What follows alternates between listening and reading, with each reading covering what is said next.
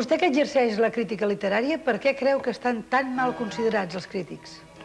Bé, com que sóc alhora crític i escriptor, donaré una doble resposta. Jo penso com a escriptor que és així perquè l'únic crític bo és el crític mort. I com a crític penso que és que no ens comprenen. El seu últim llibre, Joc per solitaris, vostè l'ha definit com una història de la Barcelona d'abans. D'on treu els seus personatges? Són gent coneguda que vostè... o arquetips imaginaris? Bé, en principi són tots personatges de ficció.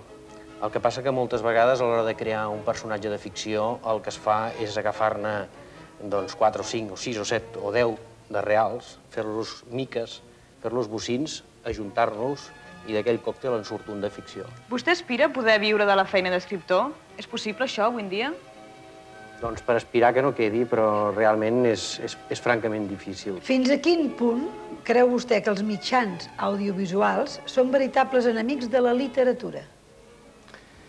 Bé, no ho haurien de ser, perquè penso que el consumidor de cultura hauria d'estar prou educat per saborejar les dues fonts de cultura, tant els mitjans audiovisuals com els mitjans escrits, però a l'hora de la veritat doncs sí que és cert que els mitjans audiovisuals treuen molt de temps a la lectura i a més acostumen el públic a rebre les coses sense dificultats, d'una manera molt més fàcil, sense exigir-li un esforç a canvi. I aleshores, quan s'enfronten amb un llibre, a vegades els hi costa perquè estan acostumats a que realment els hi donin tot fet. Què li cal a vostè per posar-se a escriure? Trobar-se en una situació al carrer que li cridi l'atenció o un record que ha trobat de cop i volta o, no sé, obrir el diari cada dia? Bé, qualsevol d'aquestes 3 coses que he assenyalat, el que moltes vegades motiven és, doncs, aprendre una nota, a escriure. Jo sempre vaig carregat de papers, sempre procuro portar un bolígraf i apuntar aquelles coses que se m'acudeixen en un moment determinat o que em passen o així, i les aparco. Normalment les explico amb algú de confiança, per exemple la dona, les escric i el dia que toca em poso a l'ordinador i rememoro allò, llavors ho escric, diguéssim. Vostè, que és escriptor i periodista alhora, com valora el panorama de les publicacions periòdiques en català?